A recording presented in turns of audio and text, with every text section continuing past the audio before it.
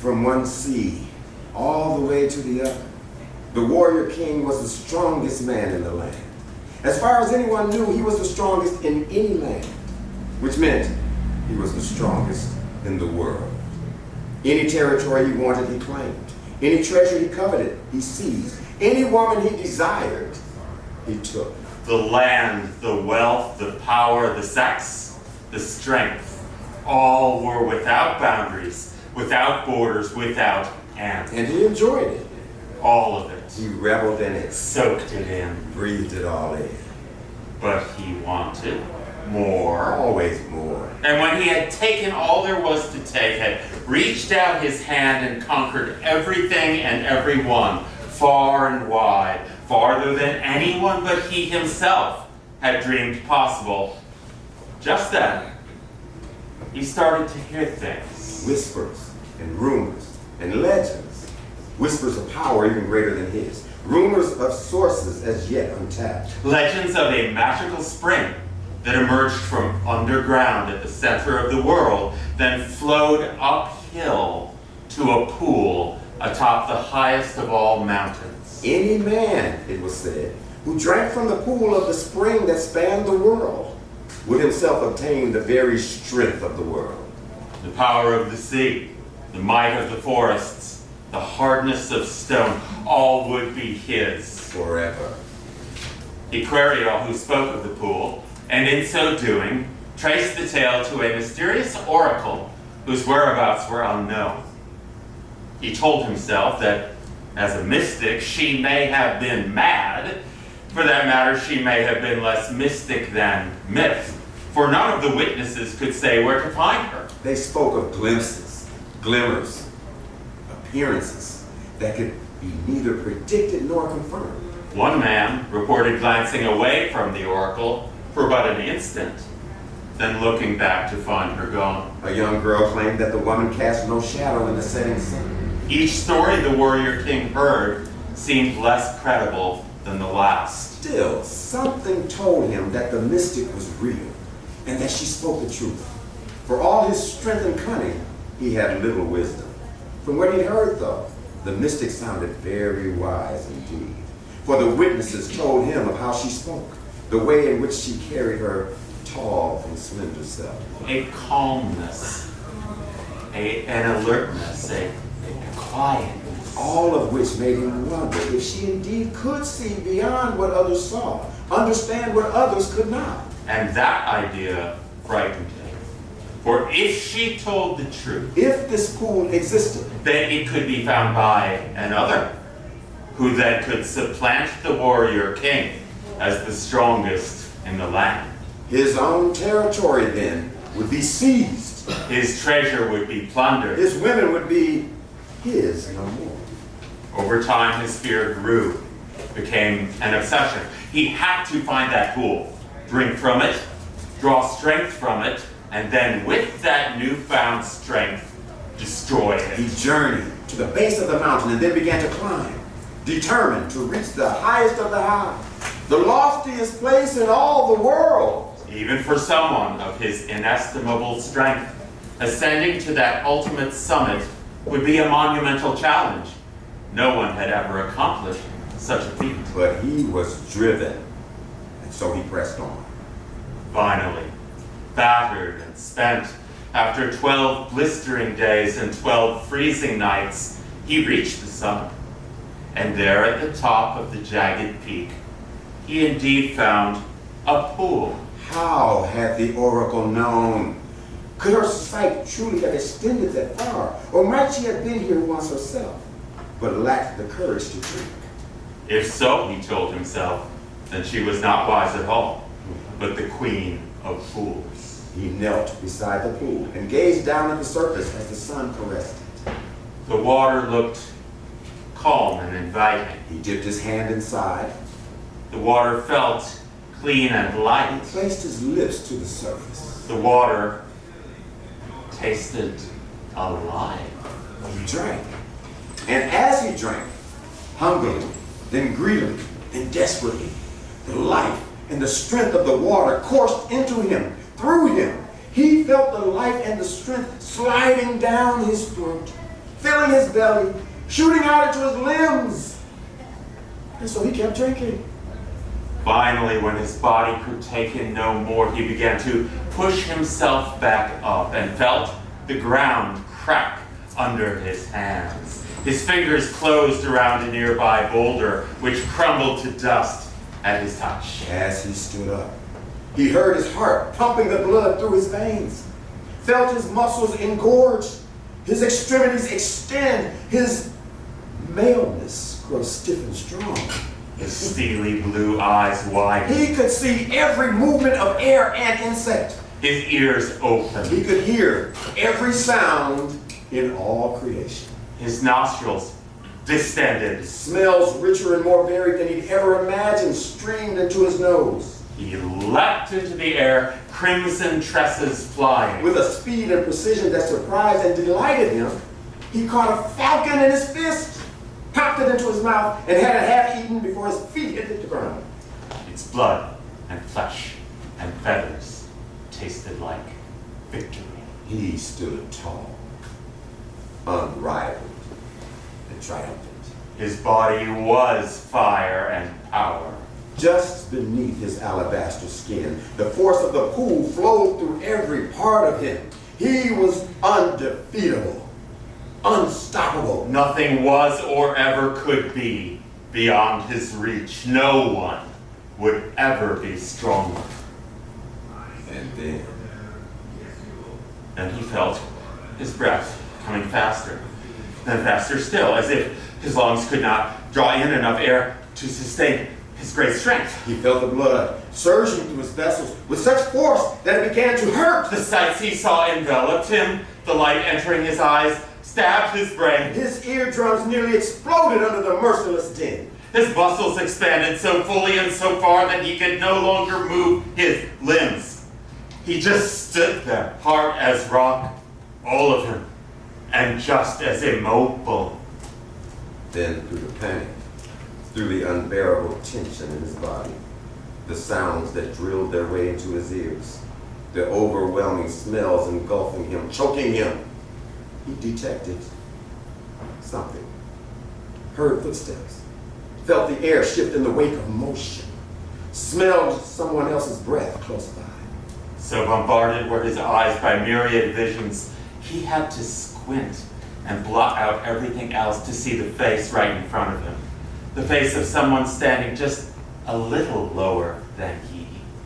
It was a face he'd never seen before, yet recognized from the descriptions of others. The mystic. She was smiling. Yet her brown eyes betrayed a hint of sadness. I'm the strongest, he tried to tell her, though his lips and tongue were as stone. The strongest. She reached out with one fingertip and ever so gently touched the warrior king, who immediately shattered.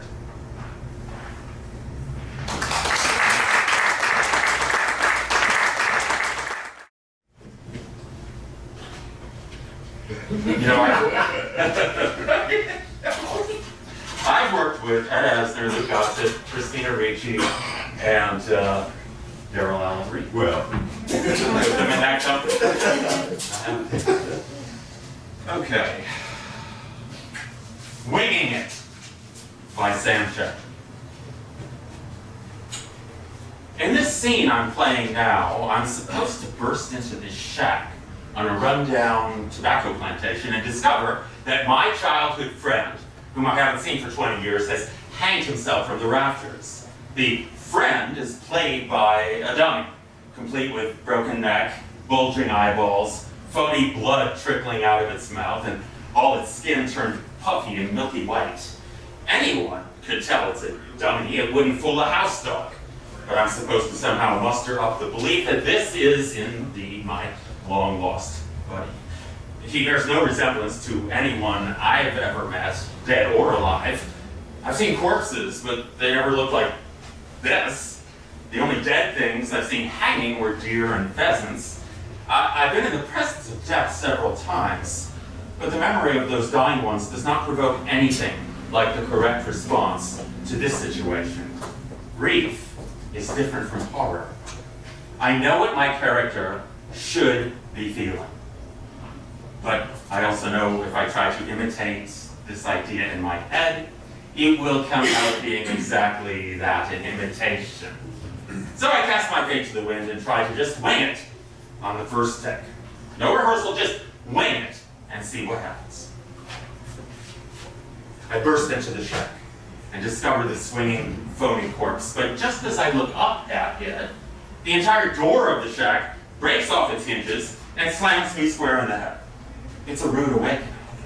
As I'm recovering from the blow, it occurs to me that this might, in fact, be a way to approach the moment of the character's discovery, as though he's been hit in the head by a door. Why not?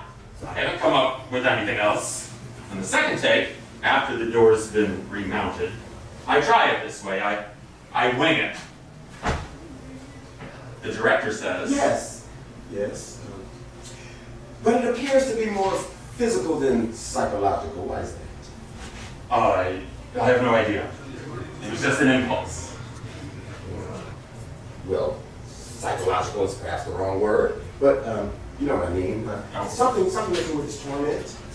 Yeah, I was just trying to play it as though he had been hit in the head by a door. I see. But why? What has this got to do with the situation? I don't know. I thought it might work. I'm desperate for suggestions. Well, it's very simple. You haven't seen your dear friend for over 20 years. You walk in and discover that he's hanged himself from the rafters. That's quite different from being hit in the head by a door, isn't it? I suppose you're right. I don't know. I guess you're right. I was just experimenting. Good. No, that's good. That's good. I love experimenting. I am an experimenter myself. Just try something else, okay? Are you ready? Everyone, come on. Let's try another one. Okay, ready. Okay, all right. Good. Camera up. Camera up. Let's have silence, please. Silencio. We're going to go again. On the third take, I burst into the shack. The door stays on its hinges. I don't play as though I've been hit in the head by it. I stare up at the phony corpse. Nothing happens. I see a prop radio on a bench, and for some reason I stagger over toward it. Pretty pathetic prop radio, actually. And I turn it on. Cut. I don't understand this either. What is happening here? Why are you all of a sudden turning the radio on? I don't get this. I have no idea. Again, it's just an impulse. Good, very good. I love impulses. That's the way I love to work as well. I love to work on myself. Instinctually. That's very good. Let's try again. Yeah, but I thought you said you didn't understand. I don't, but it's very mysterious. It has a mysterious quality. It might be good. It gives me an idea, though. What if the radio is already on and it's playing as you burst in the door? Then you see the corpse and you cross the radio and turn it off. Shall we try it like that? You mean turn it off as opposed to turning it off? Exactly. And that's the only thing you want to change? Exactly, that's right. You turn the radio off, that's it. Everything else is perfect. Okay. On the fourth take, I burst in, discover the corpse, the radio is playing, I cross over to it and just stand there staring at it. The camera keeps rolling on probably a medium shot of my back. The radio keeps playing. Cut. Did you forget something? Well, I was wondering, I was trying to follow this new impulse that came up. Which one was that? I was just wondering what it would be like to keep listening to the music on the radio for a while after seeing my buddy hang there. Yeah, for how long? I mean, we can't just keep rolling film on a static shot of your back. It's not interesting. Yeah, right, I see your point. Well, let's try one more, please. We almost got it. I feel good about this. I think we're very, very close. On the fifth take, first in the door, discover the dummy buddy, walk straight to the playing radio, and snap it off. Good. Cut. Now, what I'm feeling now is that it's too automatic.